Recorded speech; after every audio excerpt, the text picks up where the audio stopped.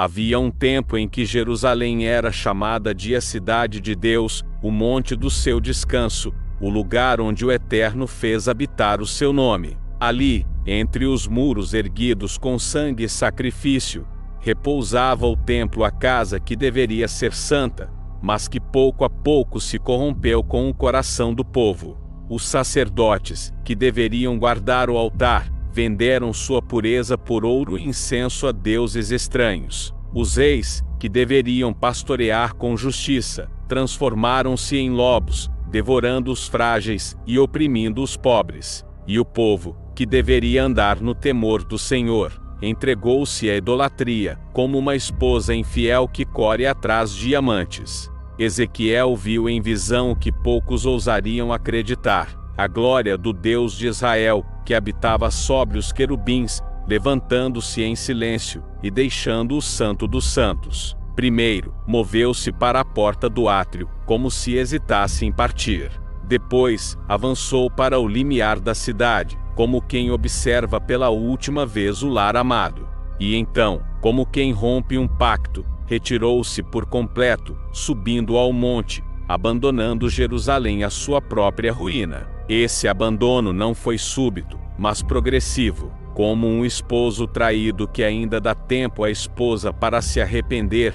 Deus enviou profetas, Isaías, Jeremias, Ezequiel. Suas vozes ecoaram como trombetas de advertência, chamando a conversão, denunciando os pecados escondidos, expondo os altares secretos, erguidos a Baal e Astarote, dentro da própria cidade santa. Mas os ouvidos estavam surdos, os corações endurecidos, e as palavras dos profetas foram recebidas como insulto. O juízo começou no templo. Aquele lugar, outrora cheio de cânticos, foi tomado por silêncio. O fogo do altar se apagou, o cheiro de sacrifício agradável desapareceu, e em seu lugar restaram fumaça, vaidade e cinzas. A arca, antes símbolo da presença divina, não mais garantia segurança, porque não era a madeira coberta de ouro que fazia o povo forte, mas a glória invisível que agora se afastava. E então, como prenúncio do inevitável, Nabucodonosor cercou Jerusalém. As muralhas, que pareciam firmes, tornaram-se frágeis diante da espada da Babilônia. A fome entrou antes mesmo das lanças, corroendo crianças e idosos. As casas, antes cheias de pão, tornaram-se depósitos de ossos e lágrimas. Cada esquina da cidade respirava a morte, enquanto a esperança fugia pelas brechas dos muros. Não era apenas um exército humano que se aproximava, mas a mão do próprio Deus, que entregava o seu povo nas mãos de estrangeiros. A cidade que deveria ser luz para as nações, agora se tornava espetáculo de vergonha, testemunho vivo de que até o povo escolhido não escapa quando a glória de Deus se retira. Assim começou o fim de Jerusalém, não com estrondo repentino, mas com o silêncio terrível da ausência divina. Pois não há maior juízo sobre a terra do que quando Deus, cansado da impiedade de um povo, simplesmente se levanta e vai embora. O cerco de Nabucodonosor não foi apenas um ato militar, foi um ritual de juízo. Cada pedra lançada contra os muros de Jerusalém era como um veredito vindo do céu. Os soldados babilônios cavavam trincheiras, erguiam torres de ataque, e pouco a pouco cercavam a cidade como uma serpente que espreme a presa até lhe roubar o último fôlego. Dentro dos muros, o sofrimento crescia. O pão tornou-se mais valioso que o ouro, e a água, mais rara que a prata. As mães olhavam para seus filhos não mais como bênção, mas como fardo impossível de sustentar. Jeremias, o profeta das lágrimas, caminhava pelas ruas e via os cadáveres espalhados como palha no campo após a colheita. Ele chorava e gritava. A cidade, que era cheia de povo, tornou-se solitária como viúva. Os sacerdotes tentavam manter rituais vazios, mas suas palavras não tinham peso, pois o Deus que outrora os ouvia já havia se retirado. Os cânticos transformaram-se em gemidos, e as trombetas, em lamentos. O templo, centro da fé, estava prestes a ser reduzido a pó. E então veio o dia em que os muros cederam. As tropas de Babilônia entraram como torrente impetuosa, esmagando tudo em seu caminho. O sangue escorreu pelas pedras das ruas como rios que buscavam o vale. As casas foram saqueadas, as mulheres violentadas, os jovens levados em correntes. O fogo foi ateado, e as chamas dançavam sobre os telhados como espíritos de destruição. No coração da cidade, os soldados invadiram o templo. O Santo dos Santos, lugar onde apenas o sumo sacerdote entrava uma vez por ano, foi profanado por pés estrangeiros. Os utensílios sagrados, a bacia, os castiçais, o incensário foram arrancados como simples despojo de guerra. O ouro, consagrado ao Eterno, agora reluzia nas mãos de idólatras. O altar, outrora lugar de expiação, foi quebrado em pedaços. As colunas caíram com estrondo, os portões foram queimados, e a fumaça subiu aos céus como testemunha de que o pacto havia sido rompido. Não havia mais arca, não havia mais glória, não havia mais esperança, apenas ruínas. E então veio o exílio. Amarrados em correntes, os sobreviventes foram arrastados para a Babilônia. Reis tornaram-se escravos, príncipes tornaram-se servos, sacerdotes tornaram-se cativos. Aqueles que outrora se gloriavam por dizer somos o povo escolhido, jamais seremos abalados, agora marchavam cabisbaixos, feridos, com os cânticos de Sião silenciados em suas bocas.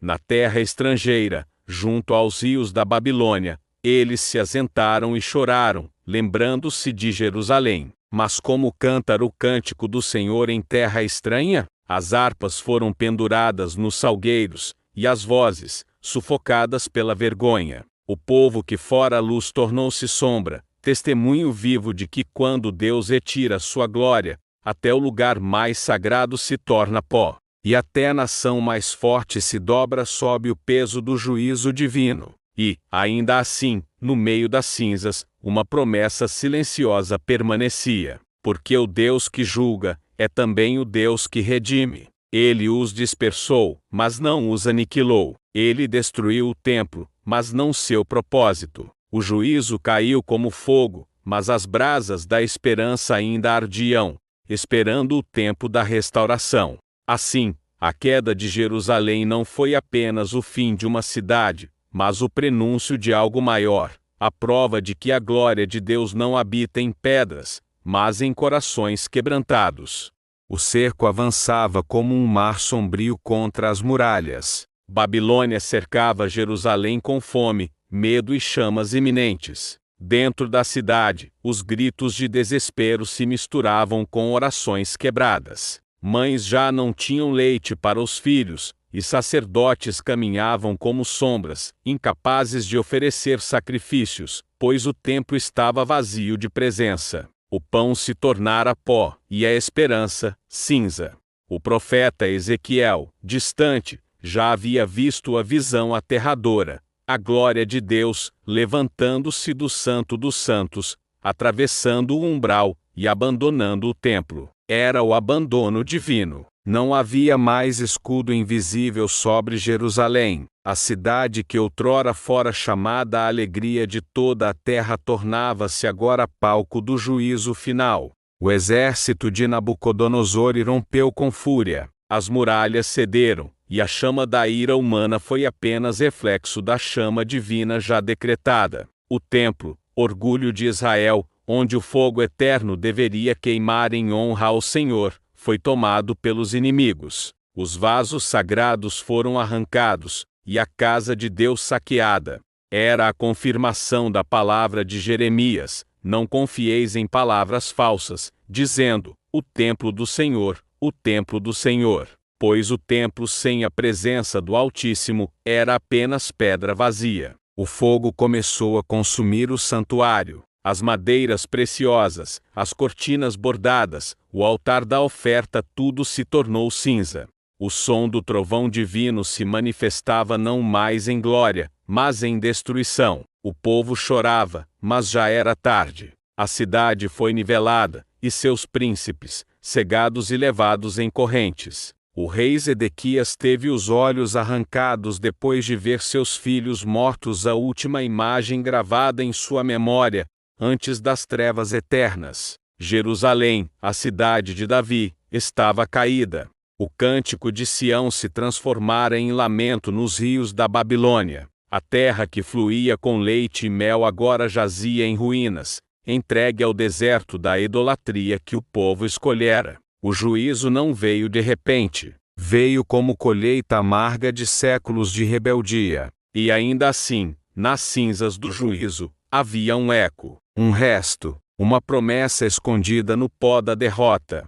Pois mesmo quando a glória se retirou, Deus deixou a centelha da esperança, a certeza de que, após a noite mais sombria, a luz retornaria. Mas para aqueles que zombaram da aliança, o juízo já estava selado. A queda de Jerusalém é o testemunho eterno de que quando o próprio Deus se retira, não há muralha que resista, não há exército que proteja, não há templo que garanta segurança. Sem a presença do Altíssimo, até a cidade santa se torna pó diante do vento.